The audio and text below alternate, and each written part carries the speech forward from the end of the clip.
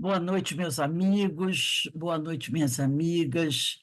Nós estamos aqui na Sociedade de Estudos Espíritas Francisco de Assis, hoje, dia 6/6/2024. E hoje nós temos a nossa palestra pública, que sempre às quintas-feiras, né, a gente trata desse livro aqui, ó, O Evangelho segundo o Espiritismo. Rose, você está congelada. Agora descongelou.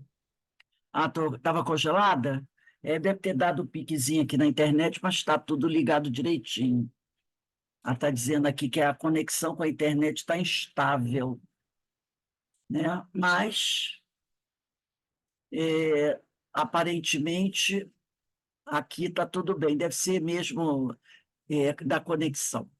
Mas no nosso estudo, né, das quintas-feiras, nós sempre usamos esse livro, O Evangelho segundo o Espiritismo, essa publicação de Allan Kardec. E nós, hoje, vamos dar continuidade ao estudo do capítulo 4, Nascer de Novo, itens 14 a 17. Mas antes de iniciarmos aqui o nosso estudo, eu vou pedir para a nossa irmã Carmen fazer a nossa leitura do preparo e a nossa prece. Carmen, por favor. Então, boa noite a todos. E eu escolhi esse livro novamente para a lição que nós tivemos com a Amélia Rodrigues. É o Fonte Viva, pelo Espírito de Emmanuel Chico Xavier. E a lição é a lição de número 56. E ela tem como título Renasce de Novo, Renasce Agora. E ele diz assim, Emmanuel, ele traz João no capítulo 3, versículo 3. Aquele que não nascer de novo não pode ver o reino de Deus. Jesus. E eu vou ler 4 parágrafos. E ele começa assim: a própria natureza apresenta preciosas lições nesse particular. Sucedem-se os anos com matemática precisão, mas os dias são sempre novos, dispondo assim de 365 ocasiões de aprendizado e recomeço anualmente. Quantas oportunidades de renovação moral encontrará a criatura no abençoado período de uma existência?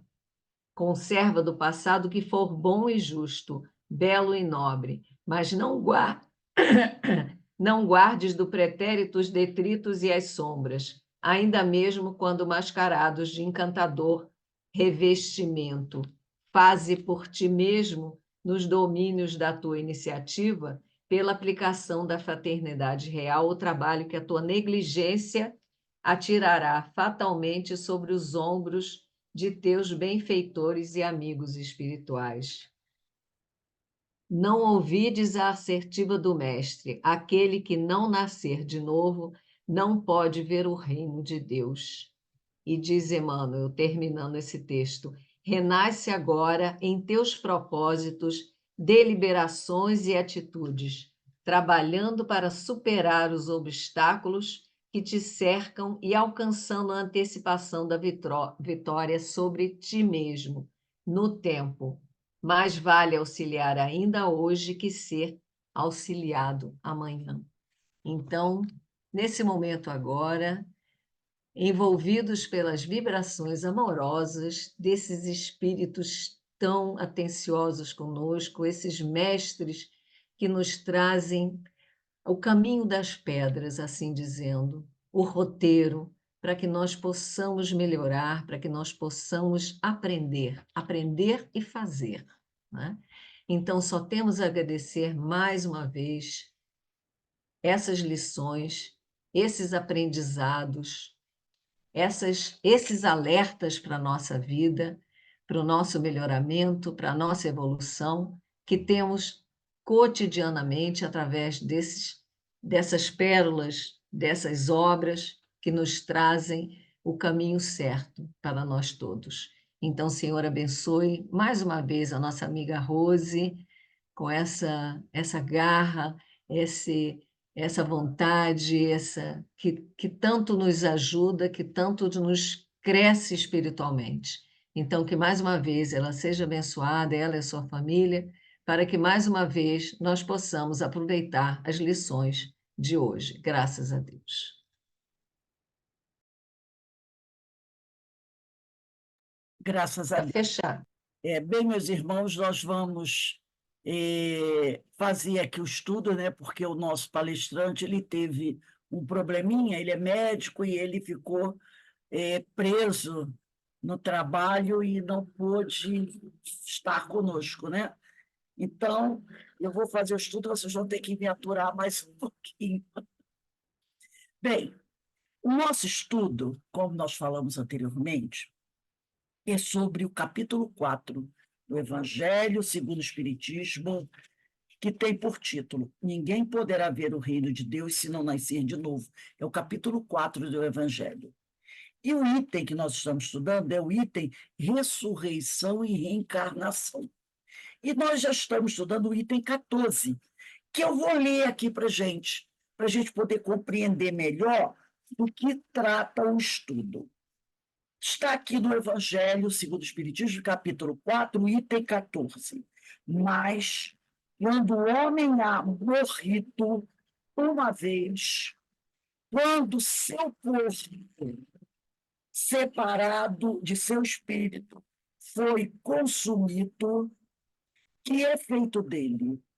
Tendo morrido uma vez, poderia o homem reviver de novo?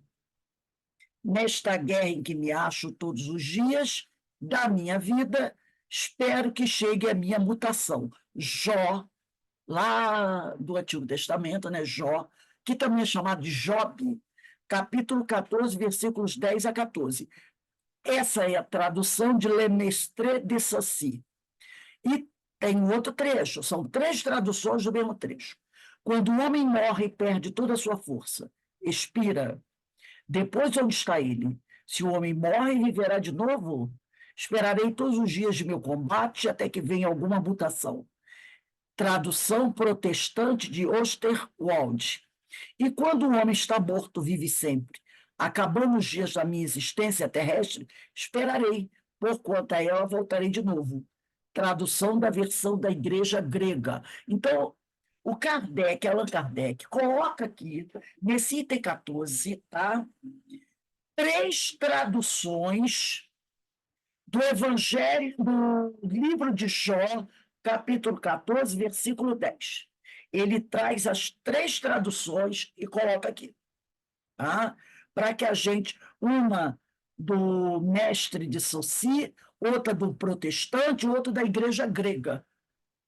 Do mesmo trecho, ele apresenta 3 traduções. Vocês viram que tinham algumas palavrinhas diferentes, né? E é isso que nós vamos estudar hoje. Deixa eu compartilhar a tela aqui. Vamos lá.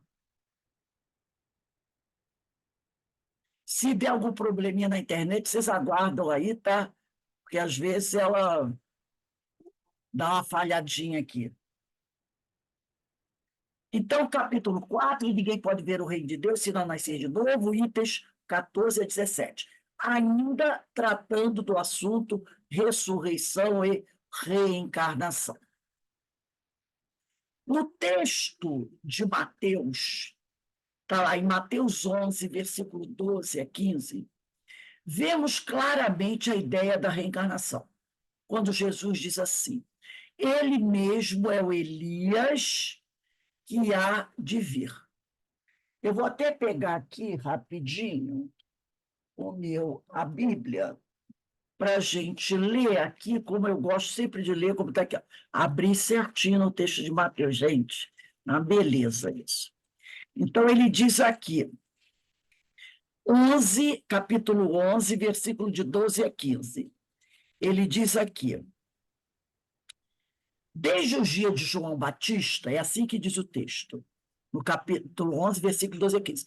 Desde os dias de João Batista até agora, o reino dos céus adquire-se a força, e são os violentos que o arrebatam. Todos os profetas e a lei profetizaram até João Batista. E se vós o quereis compreender, ele mesmo É o Elias que há de vir. O que tem ouvidos para ouvir, ouça. Isso é o que está aqui no Evangelho de Mateus, capítulo 11, versículo 12 a 15. Então, vemos claramente a ideia da reencarnação nesse trecho do Evangelho. Quando se diz, ele mesmo é o Elias que há de vir. Nessa frase está bem explícito para todo mundo entender, né? Que a personalidade desculpe, que a personalidade de João Batista era Elias reencarnado. Quando Jesus diz o que tem ouvidos de ouvir, ouça, né? O que tem ouvidos de ouvir, ouça, demonstra ele, Jesus, saber que a maioria das pessoas não podia ainda compreender esse ensino, que somente ficaria claro com as explicações da revelação espírita. Então, vai bem de acordo com o que a gente está estudando, né? A gente estudou isso aqui no livro Promessas, Primícias do Reino, da Amélia Rodrigues. Jesus não podia dizer tudo que ele disse. Quando ele tem a conversa com Nicodemos, ele diz para Nicodemos: não poderei falar mais com você das coisas celestiais, porque você não vai compreender, tá? Mas Jesus deixou bem explícito, bem claro, que a personalidade de João Batista era Elias reencarnado. Personalidade, percebeu? A personalidade, porque em cada encarnação temos uma personalidade. Hoje eu sou a personalidade Rose, Carmen, Alberto, e por aí vai. Então, essa personalidade de João Batista era Elias reencarnado, o profeta lá do Antigo Testamento. Quando Jesus diz o que tem ouvido de ouvir, ouça, ele está demonstrando saber que a maioria das pessoas ali não podia ainda compreender esse ensino. Por isso ele diz, eu vos enviarei o Consolador, que irá dizer para vocês tudo o que eu não pude dizer agora. Bem claro, né? Só não entende quem realmente não quer. Quando Jesus afirma, isso aqui é muito importante, desde os tempos de João Batista até agora, o reino dos céus é tomado pela força. Olha que interessante. Ele só poderia estar se referindo ao tempo que João era Elias. Por quê? O tempo de João Batista era o mesmo dele, Jesus, quando procurou essas palavras. Eles eram primos, mas olha o que ele diz aqui, desde os tempos de João Batista. Se você não procurar entender que ele está falando de Elias, vem cá, de Elias, fica complicado, porque você vai dizer assim, desde os tempos de João Batista, mas João Batista é contemporâneo de Jesus. Quando ele disse isso, João Batista deveria ter alguns meses, talvez no máximo um ano que havia morrido. Como que ele pode dizer desde os tempos de João Batista? Como se João Batista tivesse nascido há muitos séculos atrás. Não, ele usa o nome de João, mas ele está se referindo à encarnação de João como Elias. Por isso que ele diz essa expressão, desde os tempos de João Batista. Ele poderia ter dito, desde os tempos de Elias, até agora. Desde os tempos de Elias até agora. Tá? Para a gente entender que tem bastante tempo aí no meio. Mas ele usou a palavra João Batista, o nome de João, da personalidade atual, para a gente compreender que João e Elias são os mesmos espíritos. É o mesmo espírito que reencarnou como Elias e agora como João. Por isso que ele diz, desde os tempos de João Batista até agora, o reino dos céus é tomado pela força. Então, ele só poderia estar se referindo ao tempo em que João era Elias, visto que o tempo de João era o mesmo dele, porque eles eram parentes, inclusive. Na referência ao reino dos céus, ser tomado pela força, ele destacava a imposição da lei mosaica pela violência, tá? Porque a lei mosaica era aquela lei do olho por olho, dente por dente. Sábado, tem que guardar o sábado. Aquele que não guardasse o sábado morreria. Então, na referência ao Reino dos Céus, ele diz que esse Reino dos Céus foi tomado pela força, porque ele dizia que a lei mosaica que impunha a conquista do Reino dos Céus, que só conquistaria o Reino dos Céus aquele que obedecesse essa lei dura. Qualquer um que não obedecesse seria fatalmente morto. Então, por isso ele diz: o reino do céu ser tomado pela força destacava a imposição da lei mosaica pela violência, chegando até a matar o que eles chamavam de infiéis, aquele que desobedeceu a lei, para a conquista da terra prometida, o sonhado paraíso dos hebreus. Lembra da mulher adúltera? Ela está no tempo de Jesus, é contemporânea de Jesus, mas a acusação dela, a pena que seria imposta a ela, é uma pena que está lá na lei mosaica. Entendeu? Como ela adulterou, logicamente, todo mundo sabe que ela não adulterou sozinha, mas ao homem passava-se a mão na cabeça. A mulher era culpada sozinha, né? Então, para ela foi imposta a morte por ter infringido a lei. E ela foi considerada uma infiel, impura. Então, eles até matavam, apesar do quinto mandamento está escrito assim, ó, não matarás, mas eles matavam para a conquista dessa terra prometida, o sonhado paraíso dos hebreus, né? Infelizmente, ainda hoje, vemos povos se digladiando por pensarem e viverem de formas diferentes. Então, é o que nós estamos vendo aí, né? A toda hora, a todo momento, os povos guerreando entre si por pensarem e viverem de formas diferentes. No texto de Isaías, o profeta Isaías, vemos a exaltação da vida eterna. Está lá, Isaías, capítulo 26, versículo 19. Quando Isaías diz: os teus mortos viverão. Na aula, quando nós demos a aula do Primícia do Reino, nós falamos assim, que Jesus, ao conversar com Nicodemos, ele diz para Nicodemos que tudo aquilo, tudo aquilo que ele estava falando ali, não era novidade, né? A Amélia Rodrigues, deixa eu só pegar o livro aqui, a Amélia Rodrigues, ela traz assim, quando Jesus se vira, está no capítulo Nicodemos, o amigo, capítulo 4, do livro Primícias do Reino, tá? Primícias do Reino. E ela diz assim, trazendo para a gente o pensamento de Jesus, a fala de Jesus: és mestre em Israel? Retorquiu Jesus. E não sabes disso? Que é necessário nascer de novo? Aí olha o que ele diz.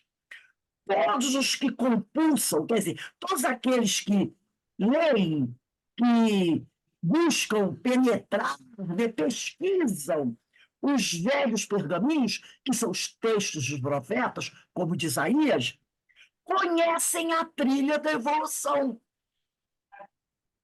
Ele está dizendo isso. Todos aqueles que estudam as escrituras conhecem a trilha da evolução, sabem, é isso que ele está dizendo, que é preciso nascer de novo. E você é mestre e não sabe disso? A prova de que eles sabiam que a reencarnação já tinha sido falada nesse texto de Isaías. E Isaías viveu uns 800 a 1000 anos antes de Cristo. Como é que Nicodemos não sabia? Se ele era um estudioso dos velhos textos, dos textos profetas. Que Isaías disse isso aqui, ó. Olha o que Isaías diz: os teus mortos viverão. Está usando o verbo no futuro do presente. Os teus mortos viverão. Ao usar o verbo do futuro, Isaías só poderia estar se referindo à volta desses mortos na terra. Como se ele estivesse falando sobre a vida espiritual após a morte, a desencarnação, a vida na erraticidade, ele teria dito: teus mortos vivem e não viverão.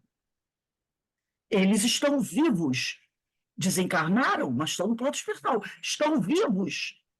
Mas ele disse: os teus mortos viverão, renascerão. Então, não é Jesus, por isso que Jesus pergunta para Nicodemos: tu és mestre de Israel, não sabe disso?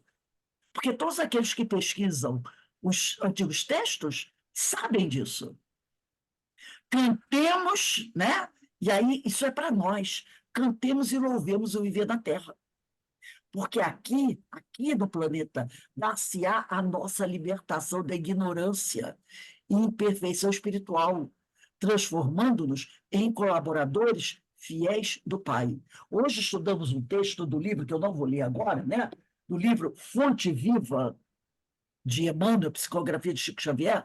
Eu recomendo a leitura do capítulo 56 do livro Fonte Viva. O título é Renasce Agora. Eu acho que foi até daqui que não tenho certeza que a Carmen tirou trecho para fazer a leitura do preparo. Renasce agora. Emmanuel está dizendo para a gente que nós devemos, sim, cantar e louvar a vida aqui na Terra. Porque é aqui, nessa escola da vida, que nós vamos nos libertar da ignorância e imperfeição espiritual, transformando-nos em colaboradores fiéis do Pai Celestial. No texto de Job, ou Jó, do Antigo Testamento, no capítulo 14, versículos 10 e 14, não é 10 até 14, não, é 10 e 14, Allan Kardec teve o cuidado de transcrever 3 famosas traduções, onde vemos Jó colocando claramente em suas perguntas a ideia da reencarnação.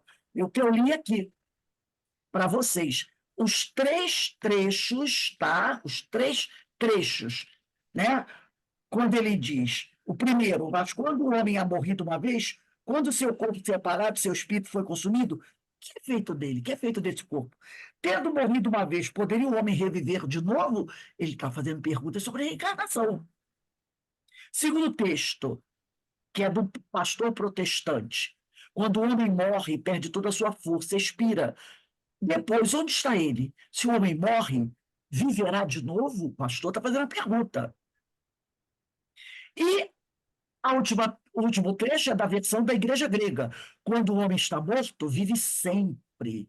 Acabando os dias da minha existência terrestre, esperarei. Olha o que diz o texto da Igreja Grega: terminando o tempo aqui na Terra, esperarei, porquanto a ela, planeta Terra, voltarei de novo. Então, Kardec traz para a gente essas 3 famosas traduções, onde vemos os Jó colocando claramente suas perguntas a ideia da reencarnação.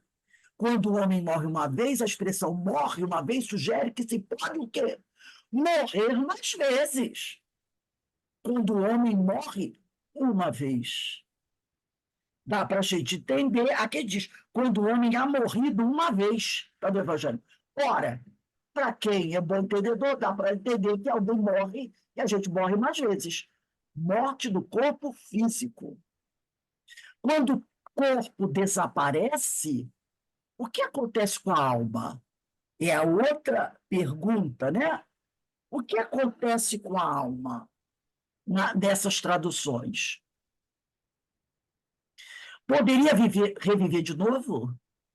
E na versão grega, a ideia ela está não como pergunta, mas como afirmação. Na versão grega é uma afirmação. Esperarei, né? Diz assim: quando o homem está morto, vive sempre. É uma afirmação. Acabando os dias da minha existência terrestre, esperarei, futuro novamente. Por conta ela, voltarei de novo. No texto da versão grega é uma afirmação. Kardec coloca isso bem claro no Evangelho. Com essas citações, Allan Kardec quis demonstrar como a ideia da reencarnação já existia entre os princípios religiosos dos judeus, de forma não muito clara sob o nome de ressurreição. Por isso está lá no texto de Isaías. Tá? Está lá no texto de Isaías, como nós vimos aqui. Então, essa ideia já existia. Por isso que Jesus se espanta de Nicodemos não conhecer, porque essa ideia já estava. Os profetas já apresentavam. Mas não era uma forma muito clara como nós conhecemos hoje. Como o processo se dá da reencarnação. E eles usavam o nome de ressurreição para explicar a reencarnação. Não como a gente conhece hoje, porque o Espiritismo, como Jesus nos enviou, veio para o quê? Nos explicar o que estava um pouco nebuloso. No capítulo 4, item 17 lá do Evangelho, diz assim: ele escreve sobre as provas da reencarnação, sob o ponto de vista filosófico, resultante da observação dos fatos. Eu vou ler aqui. A essa autoridade, diz Kardec, né? Do ponto de vista religioso, do ponto de vista religioso, se adita do ponto de vista filosófico, a das provas que resultam da observação dos fatos. Quando se trata de remontar dos efeitos às causas, a reencarnação surge como de necessidade absoluta, como condição inerente à humanidade, numa palavra, como lei da natureza.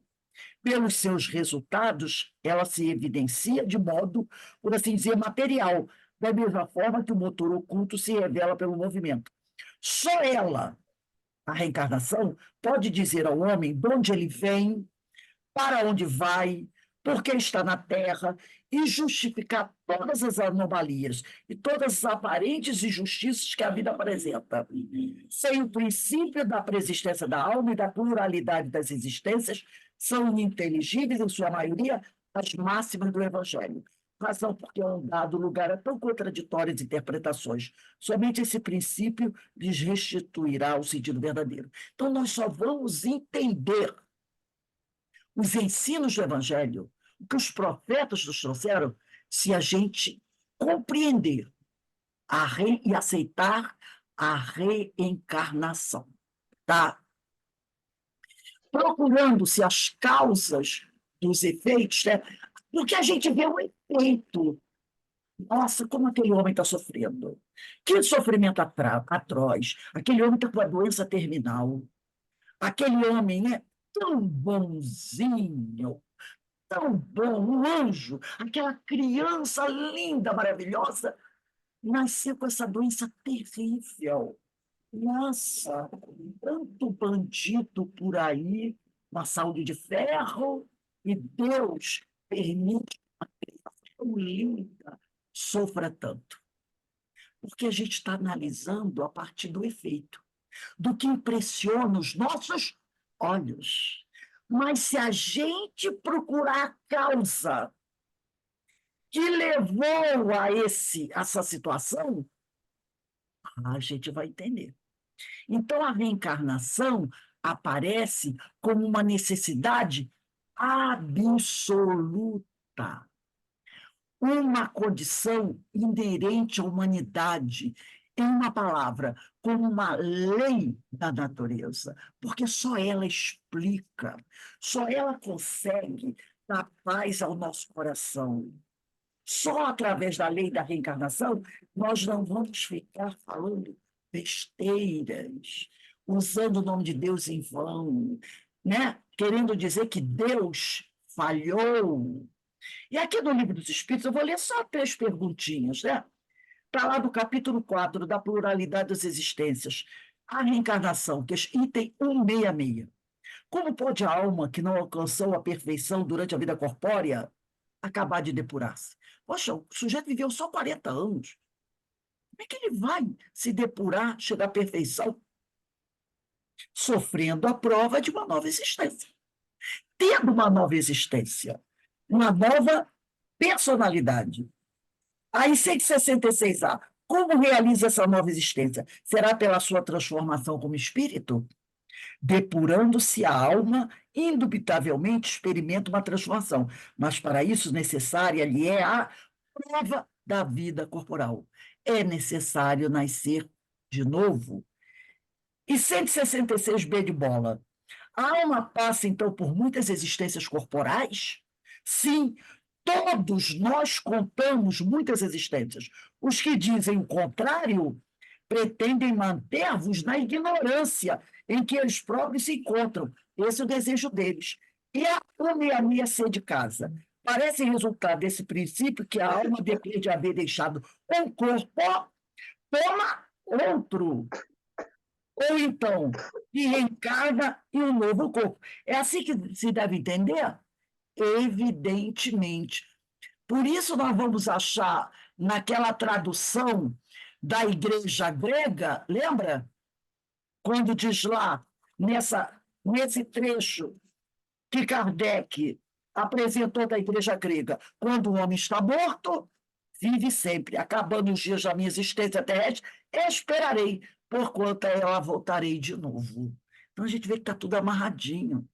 Não há como a gente fingir ignorância, não é? Ah, desculpe, gente, eu fechei sem querer, é aqui. Vamos lá. No Livro dos Espíritos, tem uma pergunta que são das considerações sobre a pluralidade das existências, né? É um item. Questão 222, eu trouxe um pedaço. Kardec, na verdade, não tem uma pergunta, o título é Considerações sobre a pluralidade das existências, item 222, então tem uma pergunta. Então diz assim, não é novo, dizem alguns, o dogma da reencarnação. Ressuscitaram-no da doutrina de Pitágoras. Nunca dissemos, olha só, o dogma da reencarnação já era apresentado à época de Pitágoras, tá? Mais de 1000 anos antes de Cristo. Nunca dissemos ser de invenção moderna a doutrina espírita. Ninguém disse que a doutrina espírita é uma doutrina moderna. Constituindo uma lei da natureza, o espiritismo há de ter existido desde a origem dos tempos. E sempre nos esforçamos por demonstrar que dele se descobrem sinais nas antiguidades mais remotas. Ontem nós conversamos sobre isso. Com certeza, a doutrina espírita já existia lá no passado. Foi divulgada por outros do passado. E hoje nós temos o privilégio de receber os amigos da espiritualidade, divulgando ela entre nós. Missão essa que caberá a cada um de nós no futuro, disseminar essa doutrina em outros orbes, que, como disse Emmanuel, quando o nosso planeta, no livro Emmanuel, gente, os estudos combinam direitinho. Olha, Emmanuel, o que ele diz no capítulo 31, item 31.4 do livro Emmanuel, que é o livro que tem o nome dele, tá? No capítulo 31, item 31.4, último parágrafo, ele diz assim: quando todos os homens compreenderem o sentido das magníficas lições do Espiritismo, o vosso planeta terá atingido uma nova fase evolutiva e o Espiritismo terá concluído entre vós a sua sagrada e gloriosa missão. Ah, o Espiritismo vai acabar? Não! Aqui no planeta Terra, ele terá concluído a sagrada missão dele. Mas essa missão ele terá que desenvolver em outros orbes. E talvez sejamos nós que iremos ser os divulgadores dessa doutrina, que é o Evangelho de Jesus, em outros orbes. Assim como aqueles que a receberam lá no passado longínquo, vieram aqui no nosso planeta trabalhar e divulgá-la entre nós, né? Então, eles dizem isso. Essa doutrina, esse espiritismo, não é coisa nova. A gente sempre vai encontrá-la né, em sinais lá da antiguidade mais remota. A ideia da transmigração das almas formava, pois, uma crença vulgar, comum, aceita pelos homens mais eminentes lá do passado. De que modo eles adquiriram essa ideia da transmigração das almas?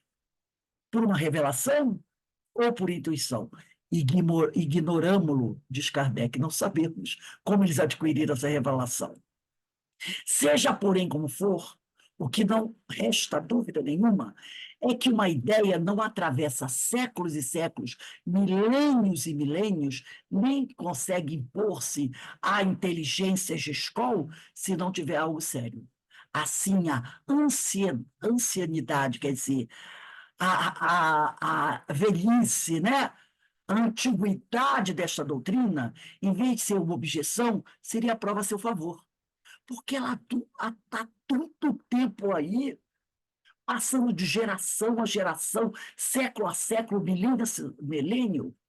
Contudo, diz Kardec, vamos prestar atenção, entre a mente e psicose dos antigos, que os antigos, lá período de Pitágoras, eles acreditavam que um homem poderia reencarnar no corpo de um animal.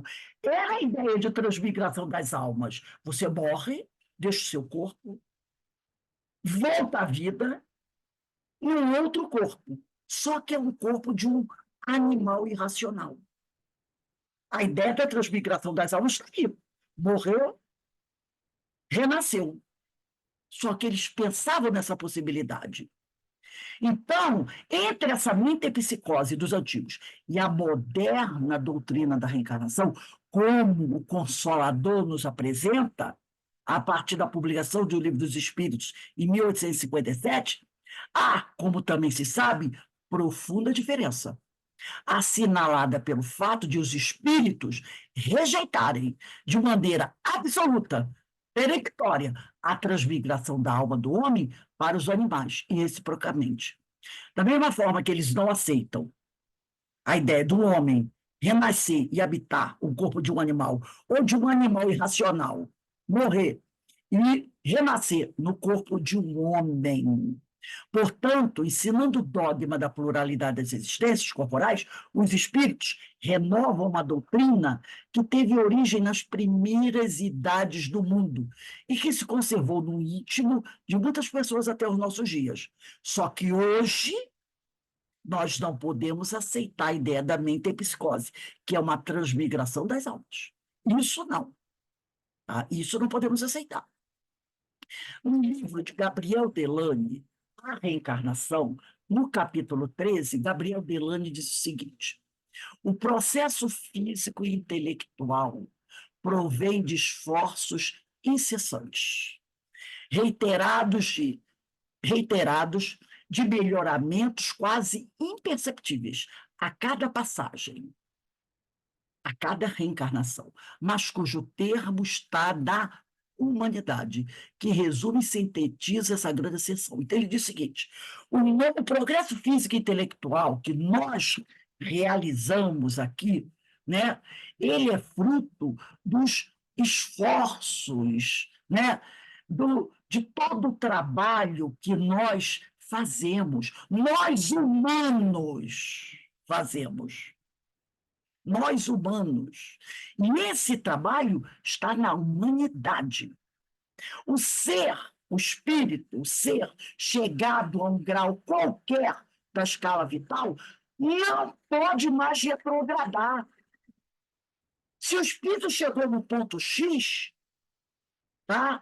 Ele não pode, na próxima encarnação, voltar no seu conhecimento, nas aquisições que ele adquiriu, voltar um passo atrás. Ele não pode perder as conquistas. Ele pode retrogradar socialmente, isso a gente sabe, né?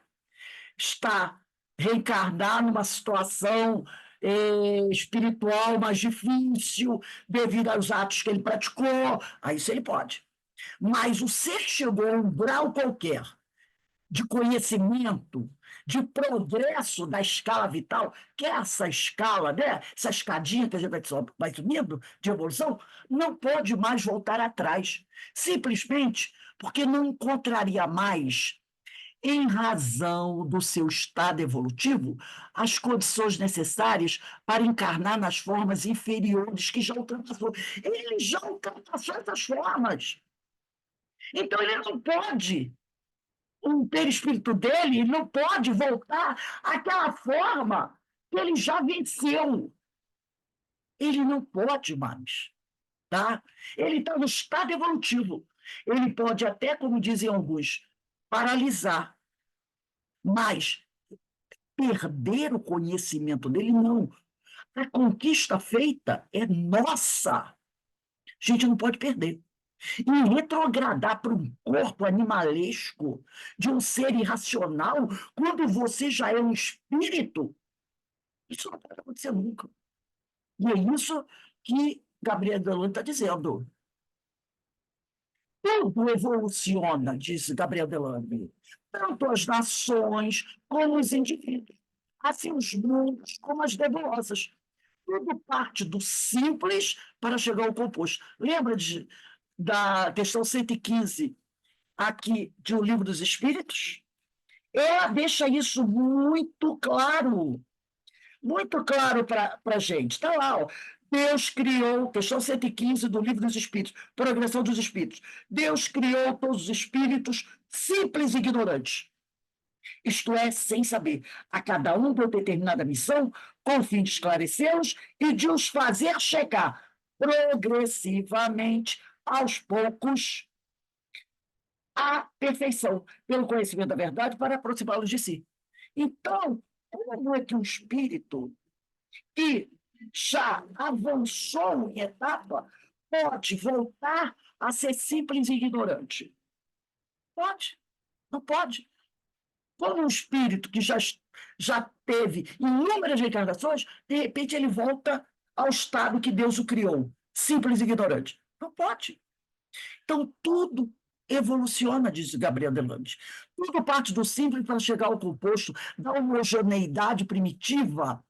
Vai-se a prodigiosa complexidade da natureza atual, realizada por leis que só pedem tempo para produzir todos seus efeitos. Está aqui na questão 115 de O Livro dos Espíritos. Criou cada um Deus, né? Simples e ignorantes, a cada um deu determinada missão, com o fim de esclarecê-los e de os fazer chegar progressivamente. Tá? Então, o que essas leis pedem? Tempo, para que nós possamos chegar ao estado de espírito puro. Esse é o progressivamente. É necessário dar tempo ao tempo, né? Na Revista Espírita de Allan Kardec, de abril de 1960, no item Formação da Terra, lemos: como se vê, temos muitos motivos para não aceitar levianamente todas as teorias dadas pelos espíritos. Quando surge uma teoria, olha o que Kardec diz: fechamos no papel de observador. Então, nós não devemos aceitar qualquer teoria levianamente, né? Não devemos aceitar tudo que os espíritos nos dizem. Não. Ele diz, observa. Ele fazia assim. Ele diz, fechamos-nos no papel de observador. Foi assim que procedemos com a doutrina da reencarnação, que não adotamos, posto que vinda dos espíritos, senão depois de havermos reconhecido que ela só, e só ela, podia resolver aquilo que nenhuma filosofia jamais havia resolvido. E isto, a abstração feita das provas materiais, que diariamente delas são dadas a nós e a muitos outros. Então, ele diz, Kardec, que ele não aceitou a ideia da reencarnação logo assim que ela apareceu. Não, ele foi observar. E é assim que ele diz para todos nós: não aceitem logo tudo que os espíritos dizem. Observem, analisem, pesquisem. Tá? E ele só aceitou essa doutrina, essa ideia da reencarnação, porque ele percebeu que só essa ideia, só a reencarnação, podia resolver aquilo que nenhuma filosofia jamais havia resolvido. Porque senão, se você não aceitar a reencarnação, você vai aceitar Deus foi injusto. Deus foi injusto. Deus falhou, tá? Deus falhou. E Deus não falha. Então, a reencarnação é a única ideia que pode realmente nos fazer entender o porquê que certas coisas acontecem. Realmente, a lei da reencarnação é a única que responde às perguntas: de onde vim? Para onde vou? Por que estou na Terra? É a única que justifica todas as anomalias e todas as injustiças aparentes da vida. Lembra que eu falei da criancinha linda, maravilhosa?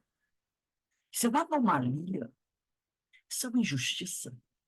Mas se eu entender que eu vim de algum lugar, que eu estou de passagem, e o porquê eu estou na Terra, aí eu vou começar a entender.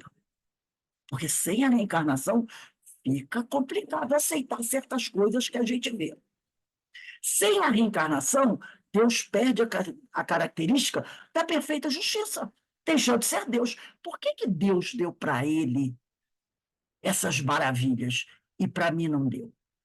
Por que o filho do vizinho é perfeito, maravilhoso, até e o filho que nasceu há pouco tempo tem essa transformação terrível e vai ter uma vida cheia de dificuldades? Porque o vizinho é rico e eu sou pobre? É por isso? Sem reencarnação, Deus perde a característica da perfeita justiça. E aí, se perder, deixa de ser Deus. Só a reencarnação explica as desigualdades morais, sociais, econômicas existentes em nosso mundo. Não existe nenhuma outra filosofia que explique isso da mesma forma e de forma ali, firme, sim, de forma indiscutível, como a reencarnação. Chico, no livro Minutos com Chico Xavier, de José Carlos de Luca, diz assim: reencarnar é recomeçar, é receber de Deus uma nova chance, oportunidade de reconstruir as cenas de existências passadas, nas quais, como roteirista é aquele que escreve a história, né? Como roteiristas do filme de nossa vida, não soubemos escrever uma bela história. Então, nós fomos roteiristas fracassados, né? Não, fomos roteiristas sem muito talento. Não conseguimos escrever uma bela história, mas Deus nos dá uma nova oportunidade de reconstruir as cenas do filme, da história da minha vida, né? Somente a reencarnação dá aos homens condições e estímulos para continuar trabalhando no desenvolvimento do bem em si e na Terra. Na certeza de que a humanidade de hoje, constituída de espíritos milenares, rebeldes, tornar-se-á um dia uma humanidade melhor, mais justa e que vale a pena esse esforço no sentir, pensar e fazer o bem. Então, somente a reencarnação, dá a nós, homens, condições, estímulos, né? Alegrias, né? Entusiasmo para a gente continuar trabalhando no desenvolvimento do bem, do amor aqui na Terra. Né? Na certeza de que essa humanidade de hoje, da qual nós fazemos parte, constituída não de espíritos jovens, não, de espíritos milenares, muitos que estão aqui na Terra vindos de outros orbes, rebeldes, mas que um dia, graças a essa bênção da reencarnação, vai se tornar numa humanidade melhor, mais justa. E como disse Emmanuel, né, no livro Emmanuel, como ele disse aqui, né? Quando isso acontecer, o Espiritismo terá concluído entre vós a sua gloriosa missão. Então, vale a pena esse esforço que nós estamos tendo agora, que nós fazemos agora, no sentir, pensar e fazer o bem, para que nós possamos ser aqueles discípulos, aqueles trabalhadores que o Senhor tanto necessita, porque a seara é imensa, a seara não é só na terra, a seara é o universo. E ainda são poucos os trabalhadores bem preparados para espalhar, divulgar o Evangelho de Jesus para todos os espíritos e todos os orbes. Então, mãos à obra, meus irmãos. Mãos a obras, né? Somente a lei da reencarnação. Muito dos ensinos de Jesus. Somente com a lei da reencarnação, muitos dos ensinos de Jesus se tornaram claros, lógicos, entendidos e aplicáveis de forma consciente e racional. Somente com a lei da reencarnação. Os ensinos de Jesus se tornam ensinos que você lê, estuda e compreende, né? De uma lógica inquestionável, e que você percebe que você pode aplicar na sua vida, no seu dia a dia, de forma consciente e racional. Por isso, Kardec escreveu que este princípio é a chave que deve restituir ao cristianismo o seu verdadeiro sentido. Então, Kardec afirma isso. Só esse princípio é a chave, o princípio da lei da reencarnação, que deve restituir ao cristianismo o seu verdadeiro sentido. Sem ela, tudo está perdido. Sem a lei da reencarnação, sem a aceitação, sem o entendimento dela, tudo está perdido. Então, deixa eu interromper. Eu espero, meus irmãos, que o que eu trouxe aqui para vocês tenha, de uma forma, completado até os nossos estudos, né? E tudo isso que a gente vem estudando, que a gente vem acompanhando, né? Então, que nós procuremos realmente nos aplicarmos nesse Evangelho do Senhor, porque através dele nós seremos aqueles que irão levar esse Evangelho à frente. E na certeza que a reencarnação é uma bênção para todos nós.